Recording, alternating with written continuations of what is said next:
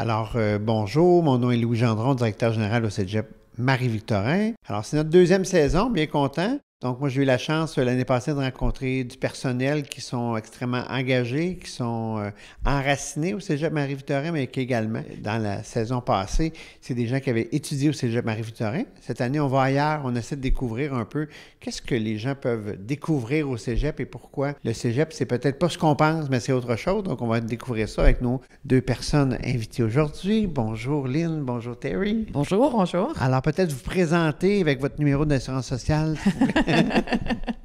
Bien, mon nom, c'est Lynn Bisson. Je suis prof ici en technique de travail social. Depuis quelques semaines. Ça fait ma 20e rentrée.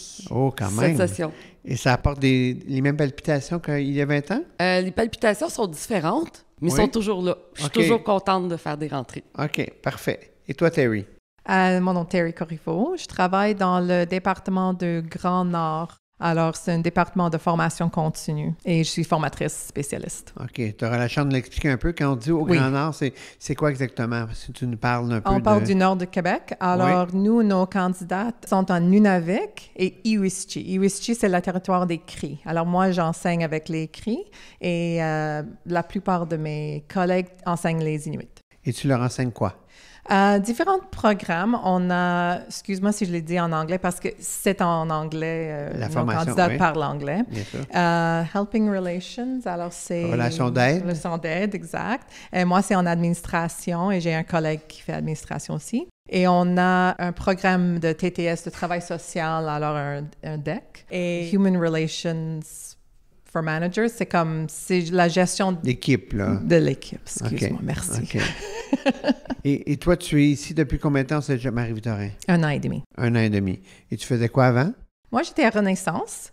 Alors, j'avais des postes en administration. Mon dernier poste, c'était comme coordonnatrice à l'entrepôt de Renaissance. C'est très intéressant parce que c'est mon expérience en administration qui m'a donné qu'est-ce qu'il fallait pour appliquer à cet emploi. Alors, j'ai pas mais j'ai des diplômes en anglais, en sciences politiques, mais j'ai pas de diplôme en éducation. Mm-hmm. C'est vraiment mon parcours dans le monde privé, on peut dire, qui... Est-ce que le Cégep, c'est arrivé un peu par hasard? Oui, mais j'étais à la recherche d'un emploi. Alors, j'avais des alertes, tu sais, comme de LinkedIn, différentes, et j'avais juste mis des mots-clés intéressants qui étaient importants pour moi.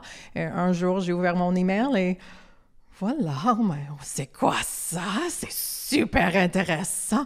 Oh my days, on dirait que c'est le job de rêve. Ça se peut pas. Vraiment, c'était ma réaction. J'étais... Et est-ce que tu croyais que ce genre d'emploi-là était disponible dans un cégep et à Marie-Victorin? Non, mais même, je ne vais pas aller dans les détails, mais juste même de travailler avec la population autochtone, ça, c'est une opportunité merveilleuse. Parfait. Et toi, Lynn, en plus d'être enseignante, tu fais autre chose aussi? C'est quoi les projets qui t'animent, qui ne sont pas nécessairement les projets de premier niveau, là, donc ta job de prof d'abord, mais tu fais autre chose avec nous? Oui, bien, peut-être pour commencer, moi, j'ai un bac puis une maîtrise en travail social. Oui. Et avant de devenir prof de cégep, ben j'ai œuvré comme travailleuse sociale en protection de la jeunesse et à l'Office municipal d'habitation de Montréal. OK. Et ma maîtrise, je l'avais fait en option recherche. Donc, j'ai toujours été aussi attirée par la recherche. Mm-hmm. Et puis, depuis maintenant 4 ans, j'ai une partie de mon travail qui est d'enseigner et de superviser des stagiaires. Mais l'autre partie de mon travail, c'est de faire de la recherche avec la chaire UNESCO de recherche appliquée pour l'éducation en prison. OK. Oui. Et tu fais ça depuis combien de temps? 4 ans maintenant. 4 ans. Et ça, quand tu es arrivé au cégep, tu t'imaginais, même si tu avais un intérêt pour la recherche qui était en toi, j'imagine que tu ne savais pas que le cégep pourrait t'emmener... Non, pas du tout. Des possibilités de recherche, non? Pas du tout. Moi, je savais que j'allais enseigner, j'allais superviser des stagiaires. Je savais que j'avais l'intérêt de développer des projets de stage à l'international. Mm-hmm. Puis la recherche, ben je me disais, c'est plus dans un monde universitaire qu'on fait la recherche. Oui, habituellement, c'est là. Et puis même, à un moment donné, j'avais regardé s'il y avait des subventions de recherche possibles pour les profs de cégep. Puis c'était plus complexe un petit peu. Mais il y a 4 ans, est arrivée une super opportunité avec... le Fonds de recherche en innovation sociale du CRSH. Oui. Et puis, ben c'est ça, le projet de recherche, c'est sur l'éducation en prison. Donc, le sens et les effets de l'éducation du point de vue des personnes apprenantes incarcérées dans le réseau de détention de juridiction provinciale. OK. Quand même. Je me suis promenée en prison. Oui. Mais t'es sorti. C'est la blague que tout le monde me faisait, oui. Je disais à mon fils le matin, bon, ben, essaye pas de me rejoindre, j'ai pas mon cellulaire, je rentre en prison. Puis je trouvais ça très drôle. Mais c'est un univers particulier quand même au niveau de la sécurité, au niveau de... C'était fascinant pour moi parce qu'on a fait 5 établissements. Oui. Et puis pour chacun des établissements, j'avais l'impression de visiter un nouveau pays. Tant que ça. C'est des codes culturels différents, des façons de faire différentes, puis d'un établissement de détention à un autre, c'est pas nécessairement pareil. Fait que c'était toute l'appropriation des codes culturels internes à chacun des établissements qu'il fallait quand même respecter. Hein. On rentrait dans des milieux qui sont fermés. Bien sûr. Donc, c'était important de respecter tout ça pour ne pas déranger, ne pas troubler la sécurité également, puis être capable de faire notre collecte de données avec les apprenants incarcérés. Donc, c'était fascinant pour moi. OK. Et est-ce que tu penses que dans ton travail d'enseignante, les apprentissages réalisés, parce qu'on est toujours des apprenants, hein?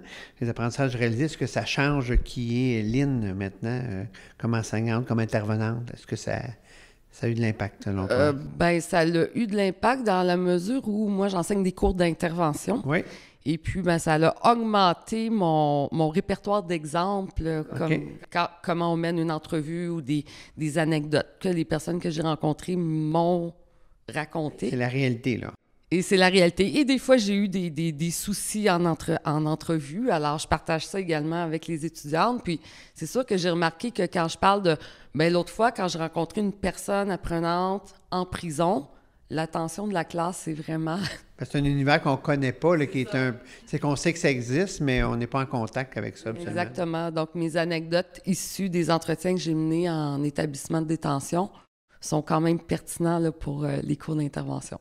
Et est-ce que dans ta motivation de travail, cette partie-là de ton travail-là, que tu n'avais pas imaginé au départ, tu dirais que c'est quand même une source de motivation importante pour toi? Bien, j'ai adoré parce que pour moi, ça allait chercher les deux côtés de ce que j'aime. Donc, l'énergie, la grande énergie de la classe d'enseigner et également la recherche, c'est une énergie qui est très centrée.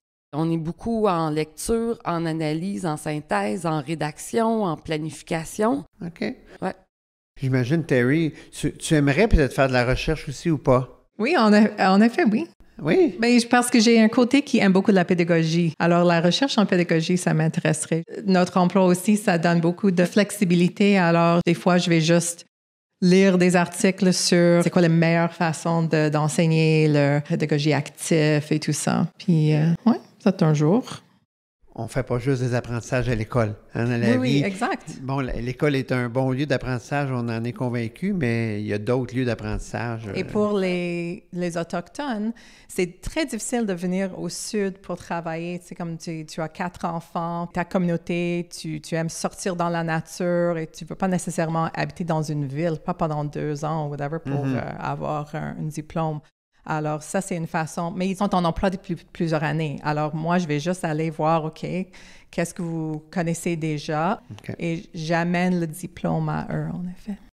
Oui, mais si je peux me permettre de faire un rebond sur ce que Terry dit. Oui. En technique de travail social, depuis 1 an, on a développé une possibilité de stage d'intervention finale au Nunavik. Ah oui? À Pauvre-Nutuk, oui. OK. Alors, l'année passée, on avait 3 étudiantes qui ont été passées 10 semaines pour faire leur stage final là-bas. Vous avez parlé tantôt de plusieurs de vos projets, des choses qui vous habitent. Si vous aviez parlé ce qui vous stimule le plus dans tous les projets que vous faites, dans toutes les choses, c'est quoi qui vous stimule à être ici, Cégep Marie-Victorin? Lynn? Bien, moi, c'est la diversité du travail. En fait, depuis 20 ans, j'ai le même emploi et pourtant, j'ai fait plusieurs emplois différents. J'ai été prof de plusieurs cours différents. J'ai été superviseur dans différents organismes dans le domaine de service social. J'ai été à la coordination des stages. J'ai été à la coordination départementale, j'ai fait partie de l'exécutif syndical, j'ai participé à des comités institutionnels, j'ai fait de la recherche, j'ai développé des stages au Sénégal, en Haïti, au Nunavik. Alors, moi, c'est la diversité. Terry, toi, qu'est-ce qui te stimule? C'est un peu la même chose. À part, bien sûr, j'ai une équipe qui est magnifique à travailler avec. puis travailler avec les candidates. Mais ouais, il y a tellement de diversité, de flexibilité dans le travail et des moments seuls où tu travailles comme seul et des moments avec des gens où tu travailles. Alors, c'est social et il y a une bonne balance entre les deux. Je dirais que c'est ça, tu t'ennuies vraiment pas parce que c'est... Ça Donc, si vous croisiez quelqu'un sur la rue et qui vous dit « Moi, j'ai envie, je cherche un travail », puis qu'est-ce que vous leur diriez à ces gens-là par rapport au cégep Marie-Victorin?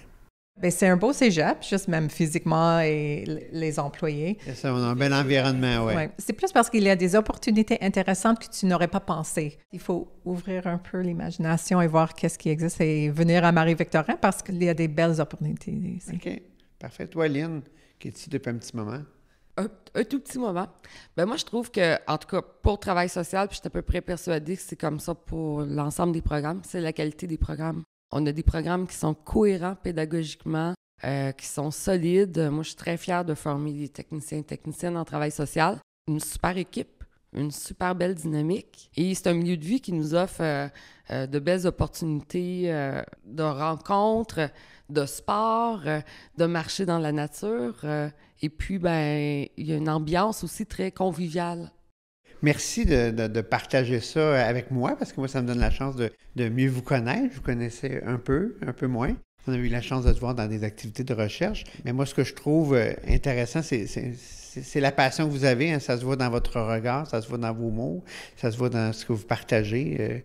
L'énergie, toi, tu arrives, mais j'ai l'impression que l'énergie est la même, hein, en termes, même si c'est ça qui est beau, hein? Donc, c'est pas parce qu'on arrive, on a une belle énergie, puis ça décroît avec le temps. Je pense que c'est capable de croître avec le temps.